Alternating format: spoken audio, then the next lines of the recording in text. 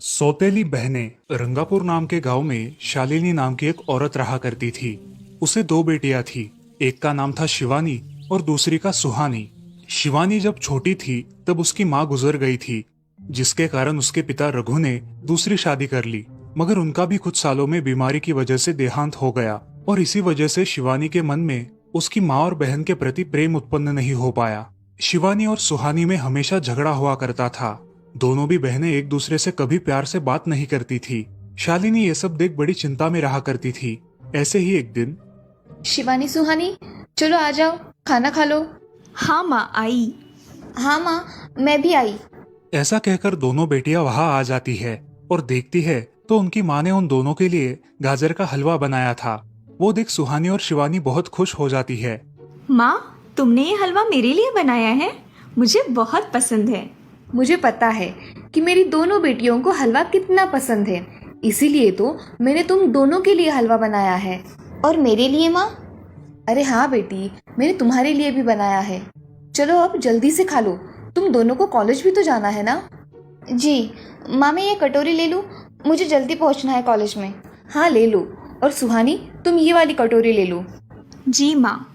दोनों भी हलवा खाती है और एक दूसरे की ओर बहुत गुस्से से देखकर वहां से चली जाती है।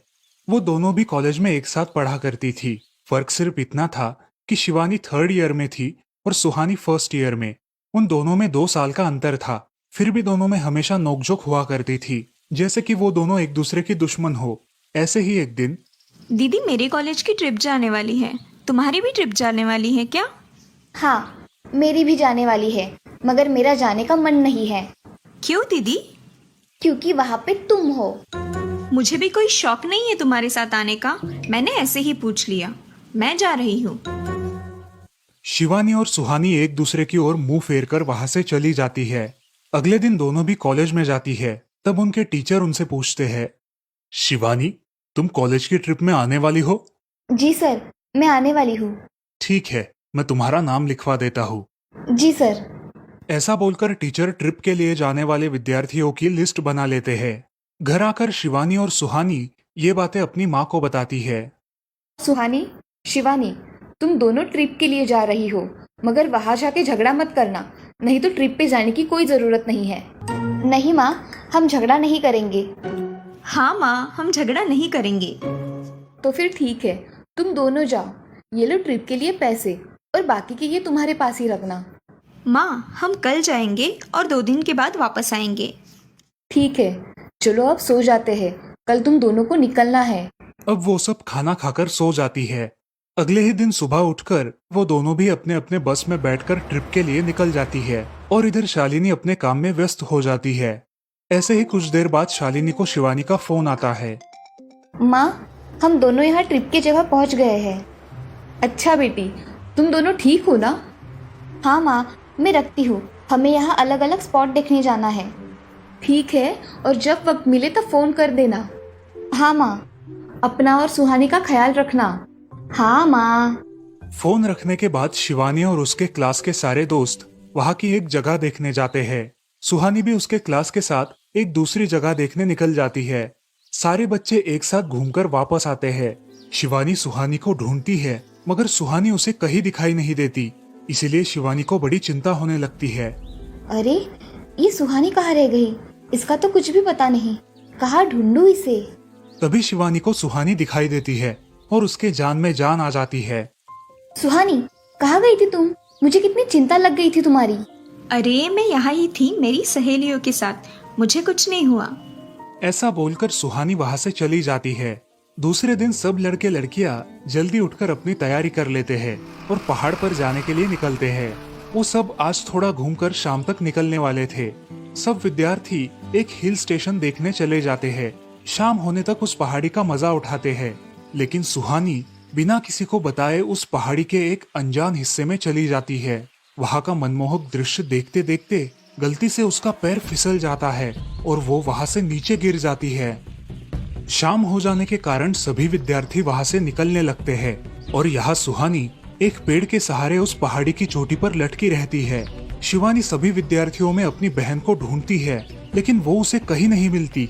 सुहानी को ढूंढते ढूंढते शिवानी वापस उसी पहाड़ी के पास आती है और उसे आवाज लगाती है। सुहानी, सुहानी कहाँ हो तुम? दीदी मैं यहाँ हूँ, बचाओ मुझे, मैं यहाँ हूँ। सुहानी की आवाज की ओर जाते ही उसे पता चलता है कि सुहानी पहाड़ी पर लटकी है। ये सब देखकर शिवानी बहुत घबरा जाती है। शिवानी अपनी पूरी ताकत लगाकर उसे ऊपर खींच लेती है। तुम यहाँ क्यों आई थी? अगर तुम्हें कुछ हो जाता तो मैं क्या करती? माँ को क्या जवाब देती? दीदी मेरा पैर फिसल कर मैं वहाँ गिर गई। मैंने बहुत आवाज दी मगर मेरी आवाज किसी ने नहीं सुनी।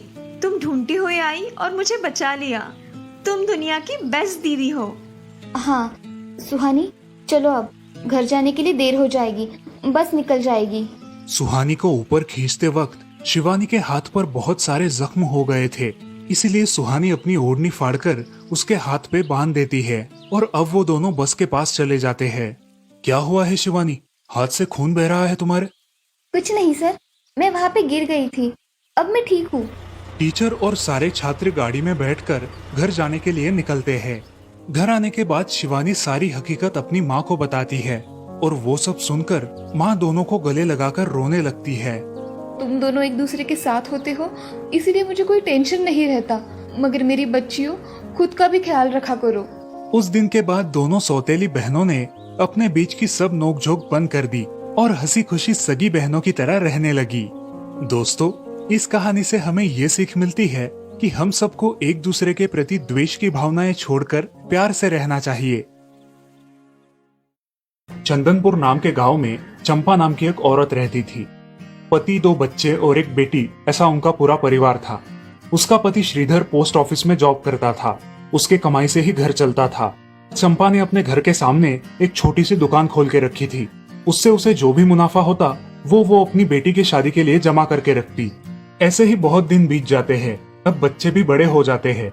बड़ा बेटा अशोक डॉक्टर और छोटा बेटा रवि वकील बन जाता है और दोनों अपनी ट्रेनिंग पूरी करने लगते हैं। एक दिन उनकी बहन ज्योति के लिए एक अच्छा रिश्ता आता है और ज्योति की शादी पड़ोस के गांव के सरपंच जी के बेटे से हो जाती है। ज्योति बहुत ही कामचोर और गुस्सा करने वाली होती है। इसी कारण उसके ससुराल से उसे निकाल दिया जाता है। वो अपने पति को लेकर अपने मायके रहने आती है। अब चंपा का जमाई दुकान चलाता है और चंपा और ज्योति आराम से वहाँ रहती है। अरे ज्योति, जरा अपने कामचोर पति को कुछ काम करना क्यों नहीं सिखाती हो? कुछ काम का नहीं है वो। अरे हाँ माँ, उनके पिताजी ने तो उन्हें ही घर से निकाल दिया और हमारे माथे मर दिया। जाने दो, पति है। माँ और बेटी इसी तरह तानेबाजी करती रहती। अब बड़े बेटे अशोक की शादी उन्हीं के गांव के एक लड़की से करा दी गई, लेकिन उस लड़की से भी चंपा बहुत काम करवाती और वो बेचारी सासू माँ का आदर करके सब काम चुपचाप करती थी। एक दिन वो काम करके थक गई और एक जगह पर बैठ गई। ए कामचोर कमला, इतना सारा काम पड़ा है घर में, क्या वो तुम्हारा बाप आके करेगा? चलो उठ, काम कर। हाँ हाँ माँ जी, करती हूँ। ऐसा कह के कमला अपने काम पर लग जाती है और सारा काम खत्म कर देती है। चंपा अपने बेटे अशोक से घर आने के बाद चुगलियां किया करती थी। अशोक घर आकर कमला को बहुत भला बुरा कहता और कभी कभी तो उस पर हाथ भी उठाया करता था। ये सब रवि देखा करता था और रवि को बहुत बुरा लगता था। अशोक मारने आता तो रवि बीच में पड़ जाता और माँ बाप को डांटता था और वही झगड़ा खत्म हो जाता था। ऐसा बहुत दिन चलता रहा। रवि को रंजना नाम की एक लड़की बहुत पसंद थी, जो कि एक न्यूज रिपोर्टर थी। क्या तुम मुझसे शादी करोगी? मुझे तुम बहुत पसंद हो। हाँ, मगर रवि, तुम्हारे घर में तुम्हारी माँ का बर्ताव मुझे बिल्कुल पसंद नहीं है, इसीलिए पहले तुम इसका कोई हल निकालो। अरे रंजना, मैं हूँ ना तुम्हारे साथ, तुम्हें टेंशन की क्या बात है? मगर रवि, तुम भी अगर मुझे मारने पीटने लगे तो मैं तुम्हें कोर्ट में खींचूंगी। अरे हाँ बिल्कुल, वो तो तुम्हारा अधिकार है। अगले दिन रवि अपने घर में रंजना के बारे में बताता है। रवि की माँ चंपा उसे साफ मना कर देती है। रवि, तुम्हें कुछ समझ आता है या नहीं? अपनी बिरादरी की लड़की से शादी करो बेटा। इस घर में ये आखिरी शादी है और मेरे भी कुछ अरमान है बेटा। अजय, आप कुछ कहते क्यों नहीं? हाँ बेटा, तुम्हारी माँ सही कह रही है, तुम इसकी बात मान जाओ बेटा। नहीं पापा, मैं शादी करूंगा तो सिर्फ रंजना से, वरना मैं शादी नहीं करूंगा। सब चुप हो जाते हैं। अगले दिन रवि मंदिर से शादी करके घर आता है। सब अचरज से रवि की ओर देखते हैं और चुपचाप अपने कमरे में चले जाते हैं। कमला उन दोनों का स्वागत करती है और वो दोनों अपने कमरे में जाते हैं। कैसे लगा मेरा घर? अच्छा है, मगर सब मिलजुल के रहे तो और भी अच्छा होगा। रंजना, तुम्हें मेरी माँ को सबक सिखाना होगा, तभी घर के सारे सदस्य ठीक हो जाएंगे। ठीक है रवि, जैसा तुम चाहो। अगले दिन रंजना अपने घर के मंदिर में पूजा करने जाती है। तभी रुको, मेरे भगवान के मंदिर में तुम मत आओ, जाओ यहाँ से। ये कहकर सास रंजना को वहां से भगा देती है और घर के किसी भी काम को करने से मना कर देती है। तब क्या माँ जी, आज से मैं इस घर की बहू हूँ। इस घर पे मेरा भी उतना ही अधिकार है जितना कि आपका। क्या बोल क्या रही हो? निकल जाओ मेरे घर से। खबरदार अगर हाथ भी लगाया तो। पता है ना, मैं न्यूज रिपोर्टर हूँ। रातों रात खबर छाप दूंगी और कोर्ट के चक्कर लगेंगे वो अलग, समझिए आप। सास चुपचाप देखने लगी और उसकी बेटी और ससुर भी देखते ही रह गए। रंजना ने कमला से कहा, दीदी, मुझे आपसे काम है, आप मेरे कमरे में आइए। और हाँ, आज से खाना ज्योति दीदी आप बनाएंगी। अरे माँ, तुम कुछ बोल क्यों नहीं रही हो? ये मुझे काम करने को बोल रही है। अजय, सुनते हो? चलो मेरी मदद करो। हाँ आता हूँ। ज्योति किचन का काम करने चली गई और सास बाहर का काम करने लगी। रंजना कमला को लेकर अपने कमरे में गई और उससे कहा, कमला दीदी, आप कुछ कहते क्यों नहीं? आप चुपचाप सह लेती हो, उसका ये नतीजा है। अब देखो दीदी कैसे काम कर रही है। आप कुछ काम करती थी क्या शादी के पहले? नहीं रंजना, मगर अब घर से ही अपना खुद का कुछ व्यवसाय शुरू करने का सोच रही हूँ। बहुत अच्छे दीदी, अब आप किसी से मत डरिए, हम हैं आपके साथ। सच में किसी के साथ होने का कितना महत्व होता है। अब उसकी सासू माँ ही घर के सारे काम करने लगी थी और ज्योति को काम करवाने की वजह से ज्योति भी अपने ससुराल जाने की सोच रही थी।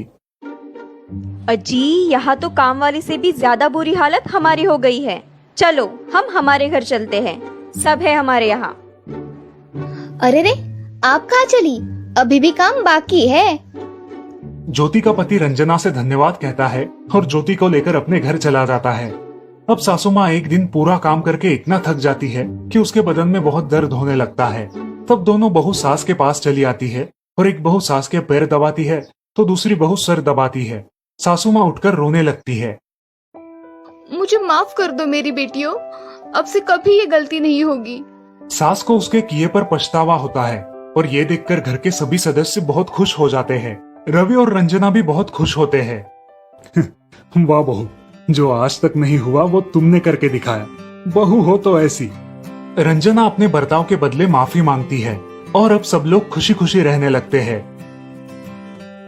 तो दोस्तों, इस कहानी से हमें ये सीख मिलती है कि हम सब मिलके परिवार बनता है और हम सब परिवार का महत्वपूर्ण अंग होते हैं। परिवार के काम मिल बांट कर करना ये हमारी वैयक्तिक जिम्मेदारी है।